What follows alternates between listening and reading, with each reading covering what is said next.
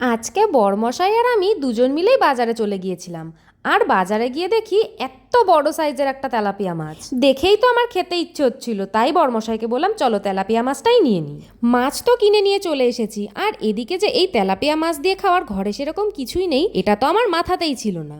যাই হোক, কি আর করা যাবে, ঘরে কিন্তু বেশ কিছুটা কুমড়ো ছিল, তাই ভাবলাম আজকে চলো কুমড়ো আলু দিয়ে তেলাপিয়া মাছের ঝোলটা বানাবো। কি শুনে মনে হচ্ছে কুমড়ো দিয়ে আবার কে মাছ খায়, তাই তো? পুরো ভিডিওটা ওয়াচ করলে আশা করি তোমাদেরও এই রেসিপিটা অনেক ভালো লাগবে। তাহলে চলো দেরি না করে রান্নাটা শুরু করা যাক। প্রথমেই তো আমি মাছগুলোকে ভালো করে ধুয়ে নিয়েছি, এরপর লবণ হলুদ মাখিয়ে মাছগুলোকে কিন্তু আমি ভালো করে ভেজে নিয়েছি। আর মাছগুলো ভাজা হয়ে গেলে ওই তেলেই আমি কিন্তু বেশ কয়েকটা আলুও লবণ হলুদ মাখিয়ে ভালো করে ভেজে নিচ্ছি। আলু যেহেতু সেদ্ধ হতে টাইম লাগে, তাই জন্যই আলুগুলোকে আলাদাভাবে ভেজে নিলাম। আর এখন ওই তেলেই আমি ফোড়নে দিয়ে দিয়েছি বেশ কিছুটা পরিমাণে কালো জিরে, তেজপাতা, শুকনো লঙ্কা আর অল্প কয়েকটা মেথি। ফোড়নটা একটু ভেজে নিয়েই আমি কিন্তু কেটে রাখা কুমড়োগুলোকে এবার ভেজে নিচ্ছি। কুমড়োগুলো একটু ভাজা হয়ে আসলেই আগে থেকে ভেজে রাখা আলুগুলোকে কুমড়োর সাথে অ্যাড করে আবারও বেশ কিছুক্ষণ ধরে ভেজে নিচ্ছি। আমি দিয়ে দিলাম 4টে চিড়ে রাখা কাঁচা লঙ্কা, পরিমাণ মতন লবণ, হলুদ, লঙ্কার গুঁড়ো আর জিরের গুঁড়ো। এবার কিন্তু এই সমস্ত কিছু আমি ভালো করে বেশ কিছুক্ষণ সময় ধরে নেড়েচেড়ে কষিয়ে নেব। আর হ্যাঁ, আমি কিন্তু এতে স্বাদ মতন চিনিও অ্যাড করেছিলাম। মাছের ঝোল এদিকে হতে হতে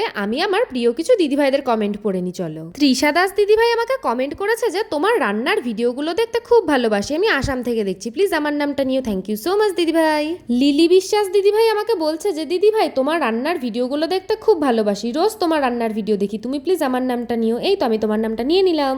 আবরণী চক্রবর্তী দিদিভাই আমাকে বলছে বিয়ে হতে না হতেই এত সুন্দর রান্না কি করে শিখলে তুমি, তুমি তো একটা লক্ষ্মী মেয়ে। থ্যাংক ইউ সো মাচ দিদিভাই আমাকে এত সুন্দর একটা কমেন্ট করার জন্য। এই দেখো কুমড়ো আলু দিয়ে তেলাপিয়া মাছের ঝোল কিন্তু আমার একদম রেডি। তোমাদের যদি রেসিপিটা ভালো লাগে অবশ্যই কিন্তু বাড়িতে একবার ট্রাই করো। আর সত্যি কথা বলতে খেতে কিন্তু অসাধারণ হয়েছিল। আজকের মতন এইটুকুই, চলো সবাইকে টাটা।